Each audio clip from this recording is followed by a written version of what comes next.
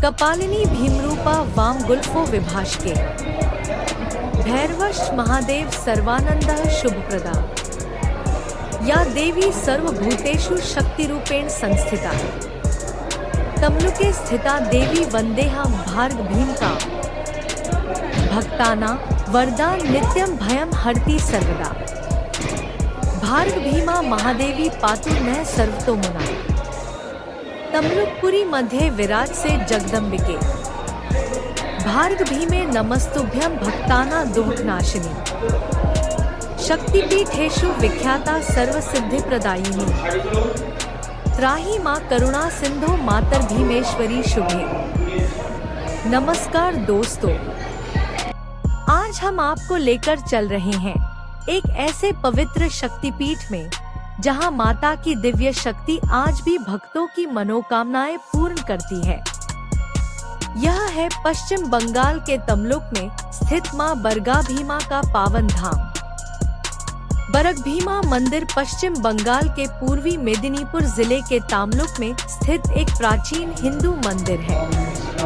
विभाष शक्ति पीठ और भीमा काली मंदिर के नाम से भी जाना जाने वाला यह मंदिर देवी सती को समर्पित है।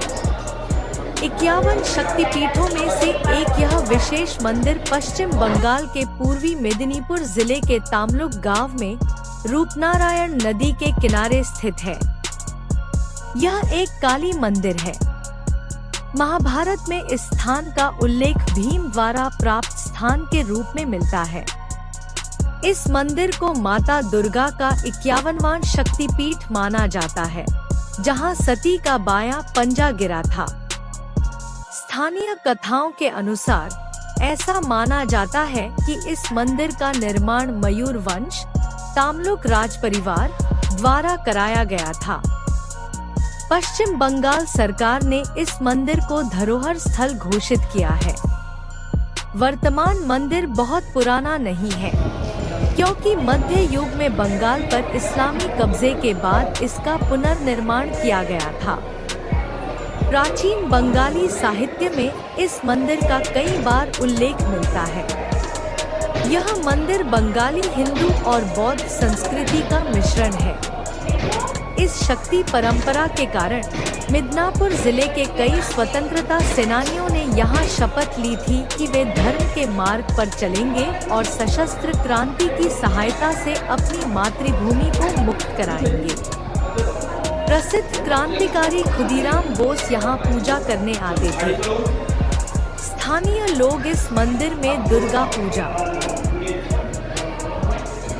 बंगाली नव वर्ष और काली पूजा का भव्य उत्सव मनाते हैं। इस मंदिर में प्रतिदिन देवी बरग भीमा के लिए प्रसाद तैयार किया जाता है और अधिकांश शक्ति मंदिरों की तरह यहाँ का प्रसाद शाकाहारी नहीं होता है।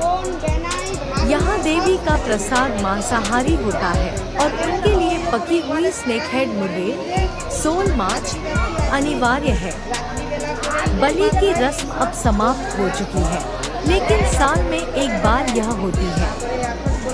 प्राचीन हिंदू ग्रंथों के अनुसार सती बेहुला अपने पति लखिंदर के मृत शरीर के साथ ताम्रलिप्त के पुराने बंदरगाह, वर्तमान में तामलुक के नाम से जाना जाता है, पर आई।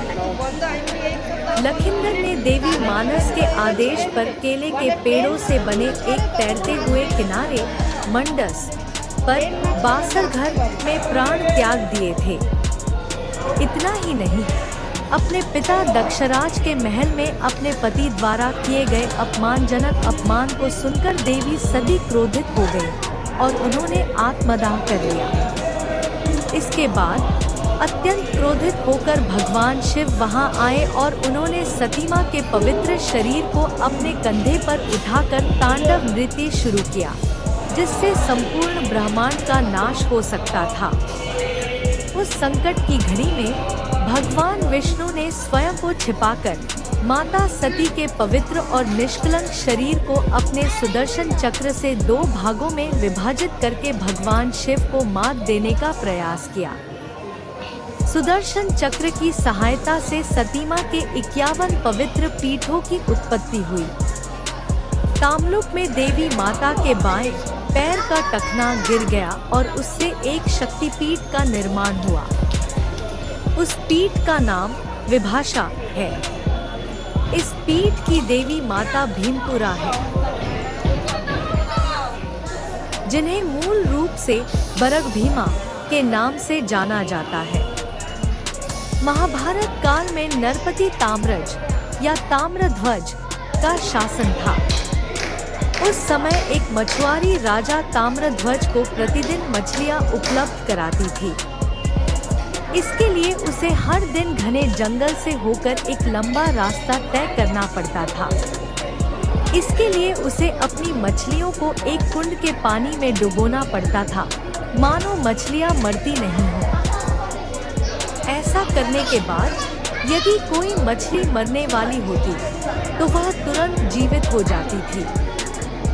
एक दिन राजा ने बड़ी जिज्ञासा से मछुआरी से इस रहस्य के बारे में पूछा तो उसने उन्हें इसका उत्तर दिया। उसकी बात सुनकर राजा उस कुंड को देखने गए और उन्होंने वहां देवी के लिए एक मंदिर बनवाने का निर्णय लिया। बरग भीमा माता के मंदिर के बगल में स्थित कुंड अब मंदिर के उत्तर दिशा में स्थित है। यह वह कुंड नहीं है जहां मछुआरे ने अपनी लगभग मरी हुई मछलियों को जीवित किया था। बरग भीमा मंदिर एक विशाल प्रांगण क्षेत्र में फैला हुआ है।